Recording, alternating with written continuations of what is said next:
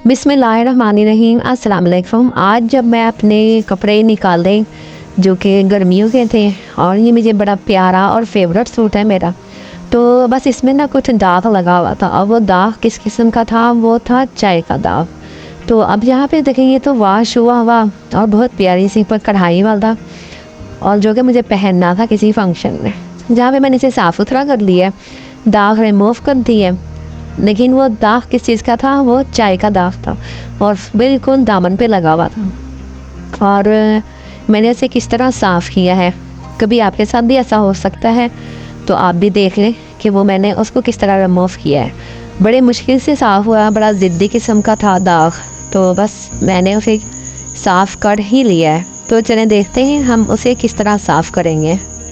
सबसे पहले हम ना एक बाउल लेंगे। बाउल में मैंने डाला है कपड़े धोने वाला सोडा और सर्फ, और इसमें थोड़ा सा मैंने नमक ऐड किया है। नमक भी आपको पता है ना कि वो मैल को, दागों को नरम करता है।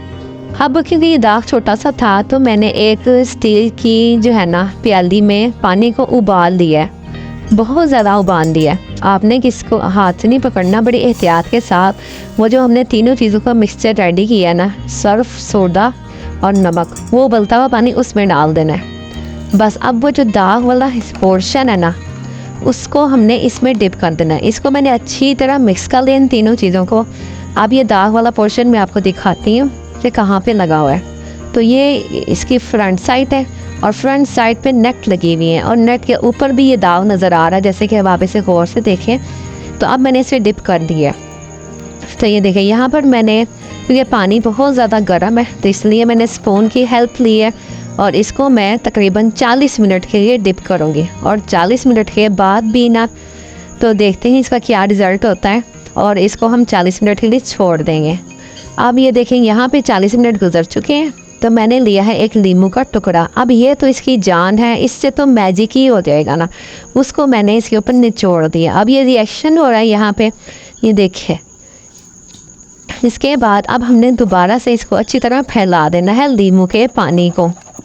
जो नींबू का जूस हमने इसके ऊपर किया है ना स्प्रिंकल, उसके निचोड़ा है, तो वो हमने इसको फैला देना ताकि जो दाग है ना वो और ज़्यादा कमज़ोर हो जाए, और ये हमारा जो वाइट सूट है वो हमारे काम आ जाए, हम इसे पहन सकें।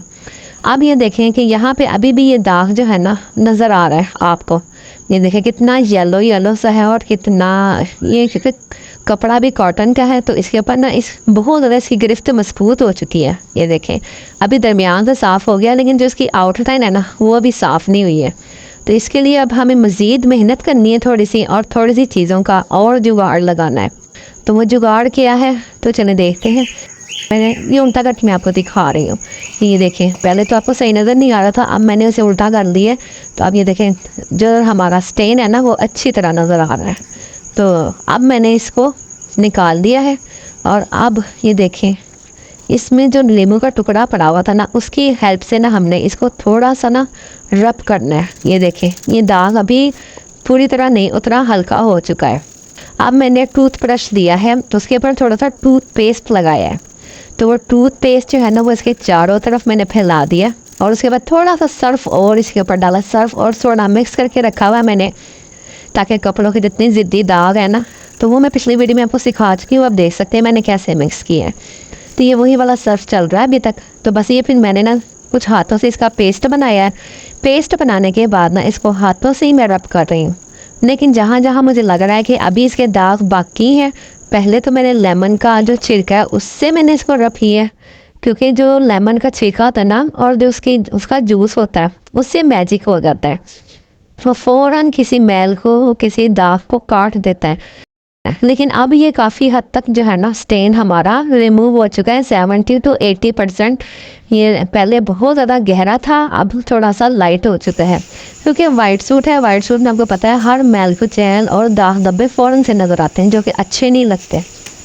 तो बस अब हम इसे वॉश बेसिन की तरफ लेके चलते हैं। वॉश बेसिन का जो पानी है वो आपने ज़रा खुला इस्तेमाल करना है, और फिर इसके बाद दोबारा से उसी दाग को पकड़ के ना आपने अच्छी तरह ना हाथों से मसलना है, रगड़ना है।